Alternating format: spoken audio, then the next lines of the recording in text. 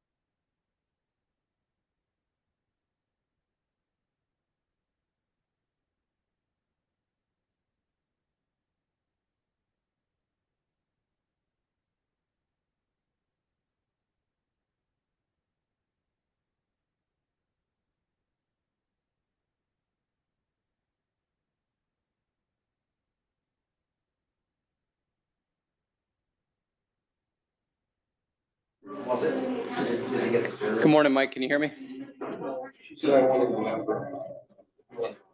Okay. Should be just a few minutes. Commissioners are signing some documents and they'll take their seats. So just hang in there.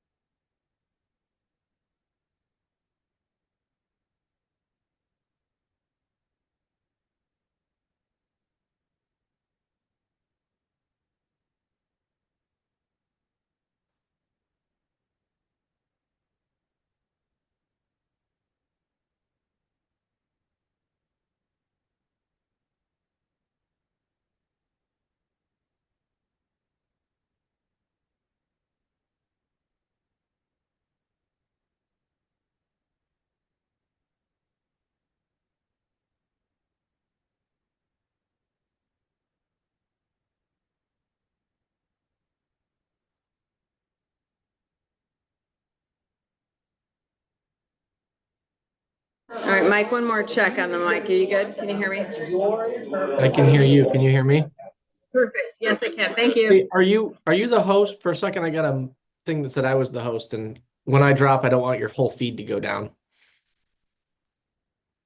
Sorry, there's a lot of talking going on. What'd you say? I just want to make sure you guys are still the host. For a second, it said on my screen that I became the host, and if and when I drop to head to my next thing, I don't want your whole feed to go down.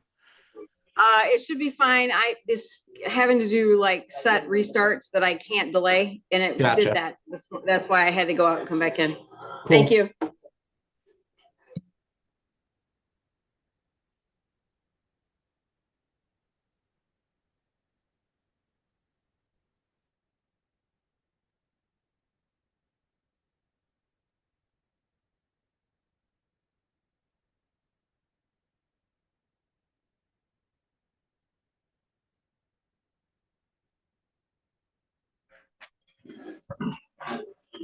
Okay, folks, I'm told we are now broadcasting, so we'll get started. Madam Clerk, when you get a minute, let's do a roll call. Bell, Here. Curran, Here. Freeling, Present. Harrison, Here. Hinkleman, Majerick, Here. Ott, Here. Pittsford, Present. Walrath, Werfel, Yarborough, Elliott. Here, and I think Commissioner Yarborough is inbound. Okay, So- Mr. Chair, at this time, we have 10 present, 2 absent. Very good, thank you. Minutes from a week ago need to be approved. Is there a motion to do that? Moved by Pitchford, is there support? Supported by Volrath, any discussion? Good question. Yeah. Why don't we have Volrath move and you support because you weren't here? So let's correct it, Madam Clerk. Motion's made by Volrath, supported by Pitchford. Discussion. Hearing none, all in favor signify by saying aye. Aye. Opposed, same sign. Minutes are approved. Requisition review. Good morning. Does anybody have any questions about the requisition list? Great, thank you. Thank you. All right, we'll turn our attention northward. We have Mike Crombeen on the screen. Mike, good morning. What's happening in Lansing? Good morning. I'm going to try to go backwards to go forward and kind of go back to last week to let you know where we're at, and sort of highlight some of the bills that are moving. The best I can sort of tell you where we're at in lame duck right now is never mistake movement for progress. Just because things are moving doesn't mean we're actually progressing forward. So last week between the House and the Senate, like 300 bills moved in some form or fashion, either out of committee or from one chamber to the other. I sent a lengthy update with some links to bills on Saturday because the House was in session on Friday. The Senate went late Thursday night into about 5:30 in the morning on Friday. The House had adjourned around 11 o'clock on Thursday night, came back at 9 a.m. last Friday to do more work. What happened Friday in the House around 11:30 noonish was that the 54 House Republicans walked off the House floor when it became apparent that there would not be a vote on a fix for the sick leave, minimum wage, tip credit issue that had been their sort of number one thing to resolve in lame duck. And so as a caucus, they walked off, they held a press conference, said, we're not coming back unless we're going to tackle that issue. With only 56 Democrats, they need all of them to move anything out of the House. So they stayed until 10 o'clock-ish, a little after on Friday. The last bill that they tried to vote on, they had one member go red. And when leadership went over to that member, Nate Shannon, to try to get him to support the vote, Karen Whitsett of Detroit said, I've had enough of this. And without voting, headed to her car and started driving to Detroit. That last vote on Friday failed. 55 yes, 0 opposed, 55 not present. So without a majority, that bill did not pass. Leads us to this week. Karen Whitsett from Detroit opted not to come in yesterday for any votes. Sylvia Santana in the Senate also sort of in backlash to comments from the governor and the attorney general, and with the House not having enough members yesterday, decided not to come in. As of 8 o'clock last night, the email I sent to Brian suggested that they would both be in today. Overnight, Karen Whitsett has sort of changed her mind again. And at least as of 8:45 this morning, we are not planning on Representative Whitsett or House Republicans returning to the floor, which means that the House, at least right now, does not have enough members to even close the attendance board, which is what happened yesterday. If that holds, we are expecting some votes out of the Senate today. We do expect Senator Sylvia Santana in town, but the only things that they can move are House bills currently on the Senate floor if they choose to pass them to the governor's desk, and they would be unable to amend those bills because any amendment or changes in those bills means that they would have to go back to the House for a concurrence vote, which of course, without 56 members present, the House cannot give. So that is the political dynamic that exists. With that as the backdrop, I want to give just a very quick rundown on a dozen so issues, and then happy to take questions of bills that are sort of out there. So assuming they don't add days, and assuming that this is the last week, any bill that did not make it out of the first chamber last week is dead. So short-term rentals, I'm sure you probably all saw in the news. I think Rep. Andrews was a little disappointed with Dem leadership that did not go up on the board. He had 60-ish votes for that, but that bill did not get out of the House. And without adding more days, short-term rentals will not get done. The septic code bills, the Senate passed a version to the House, Senate Bills 299 and 300. That would have given us a statewide septic code, set that process in motion.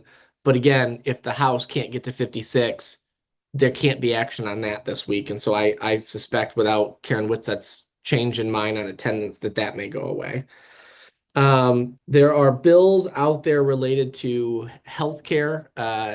80/20 hard cap is sort of a policy that came about, I want to say 2011, that basically set this split that said that, the employer or the employee has to pay a certain portion of their health care, or the public sector employee can only pay a hard cap up to X number of dollars.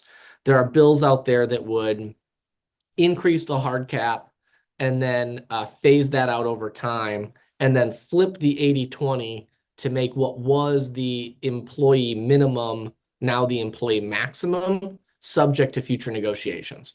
So what that will mean for public sector employees, or public sector employers rather, is if you are a hard cap unit, your cost would go up immediately. But if you're an 80/20 employer, that you wouldn't presumably see any increases to those costs until your next negotiation went through the process. Again, those Senate bills are likely dead if the House can't get folks in town today. There is a House bill, and I forget the number, I'll have to send it along, that My Song from Warren has in the Senate, and that could potentially see action. Although I will say that there is some frustration, I think, from senators that maybe they don't want to vote on every single House bill, knowing that all of the Senate bills are dead. So we'll keep an eye on that one, but that one's got some real potential impacts moving forward. There was a Senate Bill 1173 that would have opened up negotiations on things previously prohibited from negotiations, would have allowed for local project labor agreements, local minimum wages, again, without the House in town, that's likely not going to see any movement forward. Same thing with Senate Bill 1167. That was a minimum staffing bill that would have made minimum staffing requirements for police and fire subject to bargaining. Again, if the House isn't in, that's likely to go down. House Bill 6171 refigures how county commission seats are drawn and apportioned, and sets a tiered number of county commission seats based on population.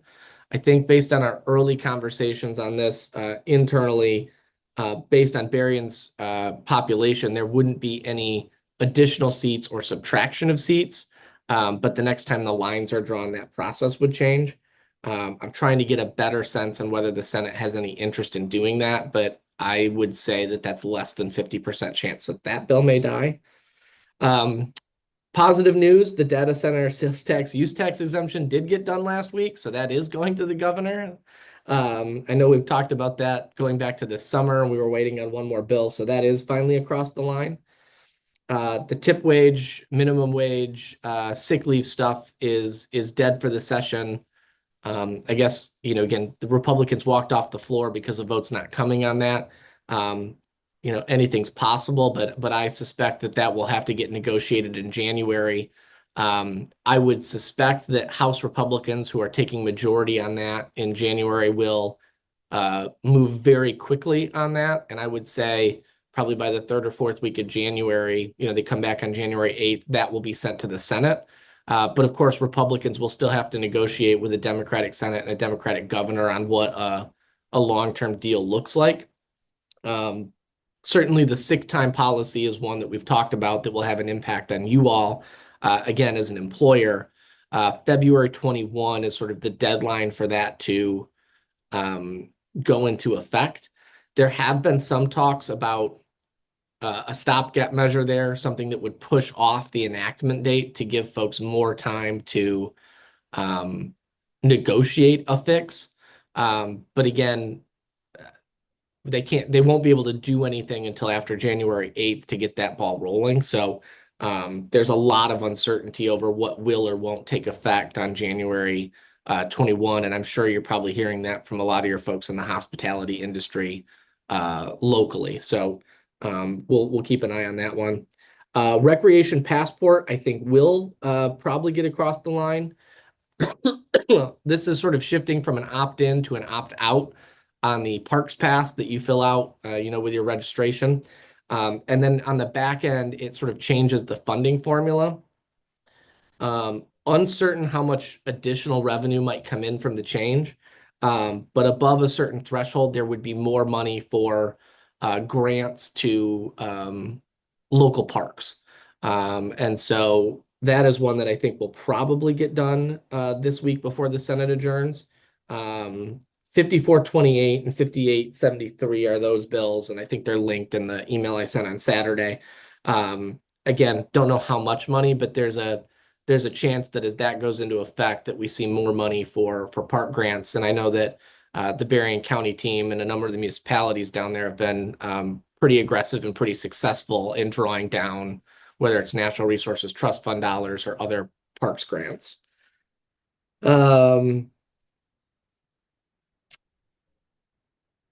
I think, the other thing, this won't happen this week, but to look for in January, there was a bill that was vetoed by this governor last session on broadband tax abatements for newly laid broadband. That bill that was vetoed, only applied to broadband that was laid in what would be defined as underserved areas. Want to say it was 30-10 is the ratio in that legislation that was vetoed. I think we're likely to see that pop back up in January as well, especially as those BEAD dollars finally hit the state, which, originally people were talking about 4th quarter of 24. Now we're talking 1st quarter of 25. I won't even commit to that. We'll see sort of what that timeline looks like, but I think that is sort of on the horizon to at least be aware of. I am probably missing stuff, but what questions can I answer for folks? Morning, morning, Mike. It's Commissioner Pitchford. There was a bit of a back and forth that happened between the Attorney General Dana Nessel and some of the state lawmakers, where the Attorney General kind of implied that the Republicans and some of the House Democrats who left the chamber were committing illegal acts. Is there any truth to that? And is there anything that's happening right now around that? Yeah, I would chalk it up to, let me start with not an attorney. So I'm not gonna, say whether or not that they, did or didn't, or whether or not you could successfully prosecute that. That's out of my scope. But I would chalk it more up to political posturing, more of a, hey, come back and do your job. There's hundreds of bills out there we want to get across the line. I know there were a number of Democrats that were upset with the Democratic Attorney General on that as well. Obviously, there were public comments and shots back from House Republicans, which you would expect. But I think Sylvia Santana was very public about her displeasure in that comment from the Attorney General's office. If I had to guess, I would suggest that I don't think any charges are coming, and it was more about political posturing.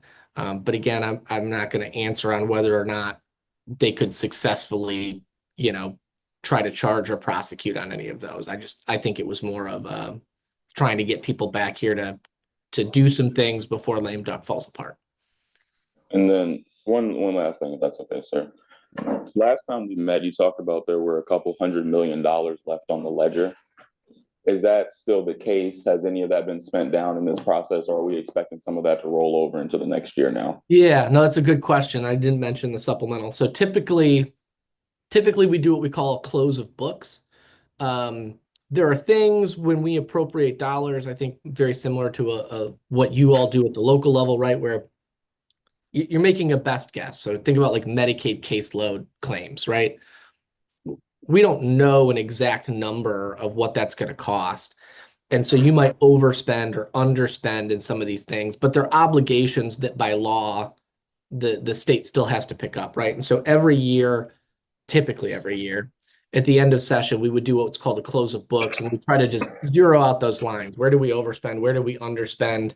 And get that to a place where we can meet our obligations as we close out the previous year. Lawmakers have typically also then expended new revenues for legislative priorities in that process.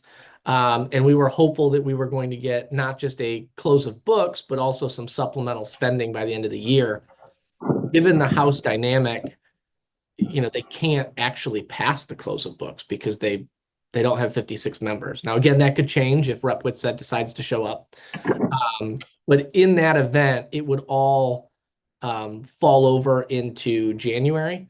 The last time this happened was actually Republicans, when they lost the House and Senate, opted not to close the books in December of whatever year that was. It would have been 22, right? So it's happened before. What that means is we'll just go through that process in January. And obviously the negotiations will look different because you'll have House Republicans negotiating that close of book supplemental instead of House Democrats, given the shift in majority. So I don't expect them to spend money. Senate Appropriations had posted with nothing on the agenda for 9 a.m. this morning. And given the latest developments, they have canceled that committee hearing. And so that's probably it for a close of book supplemental.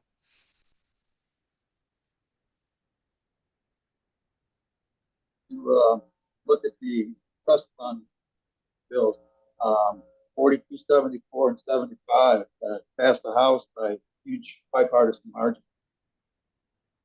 The revenue sharing trust fund or the public safety trust fund? Sorry, I couldn't quite hear you. The counties. The revenue sharing trust fund. Yes. Revenue sharing. Yeah. So what we're trying to take stock of is what are those things, because the Senate should be at full strength. What are those things that the Senate can pass that they want to pass, given that they can't send anything back to the House? And so that is one that is still alive. We're hopeful that by about 10 a.m. this morning, we'll have a better sense of what they're going to move forward and what they're not.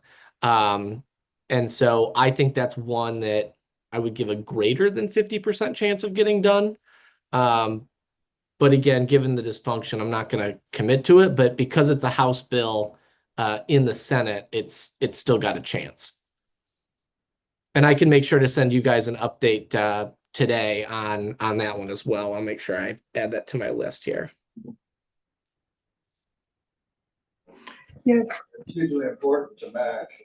Thank you. For quite a long time, they keep getting it close to the goal line and not getting over. So. Yeah, and that's one that you know, every local entity in the state is supportive. You know, we've had this deal between counties, you know, the munis and the townships on it. I don't think there's any actual vocal opposition to it, you know, publicly. I think it's just going to be a matter of will, and my fear just in general on all these bills is if the House can't do anything, how much does the Senate want to do? You know what I mean? Some of this is less about public policy at this point and more about individual politics. Ma'am. Thank you. Mike, I'd like to know, do you think the two representatives, senators are coming back? Are they here? Is there a time that's too late for them to be here in the day? So so Senator Sylvia Santana, I'm told, is here today. Again, that will give the Senate Democrats 20 so that they can pass things, you know, with 20 Democrats if they all agree. And I suspect that there are a number of things that if they go on the board that Republicans will also support. And then on the House side, Karen Whitsett, you know, at 8 o'clock last night, she was going to come in today. By 10 o'clock last night, she wasn't. As of 15 minutes ago, she was not planning to come in today.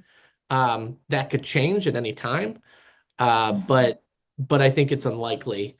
There's a tool that the speaker could use. It's called Call of the House, where the sergeants would have to then go grab lawmakers and they would be compelled to come back to the chamber.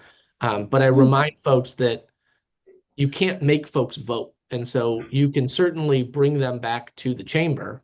But she could just sit at her desk and not vote, never check in for attendance. I mean, there's a number of future problems if they deployed that don't necessarily guarantee that they've got the votes to move anything.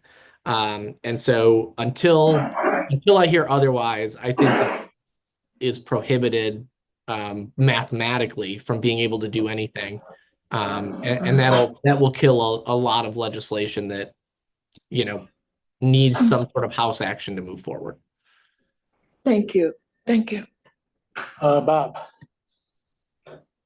So Mike, Bob Harrison, given the drama in the House, has anybody heard a word from the governor about some of the bills that she's clearly interested in that aren't able to move forward because of the problems pushing stuff out?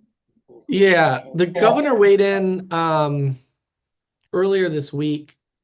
I want to say it was Tuesday, publicly. Certainly, I think the governor's been trying to push behind the scenes, but publicly, the governor is on record this week as saying, you know, don't expect to get your bills signed into law if you don't, you know, do these things that I want to deal with. Roads and economic development are at the top of her list. I don't know that that was well received by the legislature, who felt like maybe those comments didn't help bring folks together to keep moving stuff forward. And so, you know, again, you've got now this week public comments from the governor, from the attorney general, from a number of lawmakers. If anybody's on Twitter, feel free to, you know, follow, you know, any number of news outlets or lawmakers, and you'll see a number of public comments on there. But I think the vibes are bad, right? And I don't think there's a lot of trust. And I think, you know, certainly the governor is going to do what the governor is going to do on those things.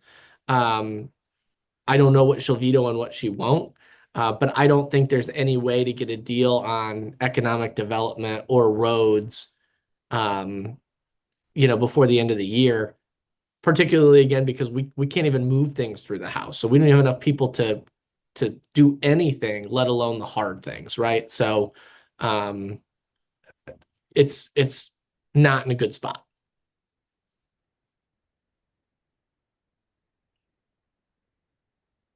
Anyone else have questions for Mike? All right, Mike, thank you. We still have to get a collective bargaining update in this morning. We appreciate your time. Don't know that we'll see you again before next year, probably not, because I think we're done for the year, but appreciate everything you've done and wish you and yours a Merry Christmas and Happy New Year. You all as well. If there's other questions that pop up, get them to Brian. He can get them to me, and I will, of course, have a full update as things move forward. Okay, thank you. Happy holidays. We're going to do public comment, and then we're going to have a collective bargaining update. That's why Shelley's here. So amongst the assembled multitudes, is there any public comment?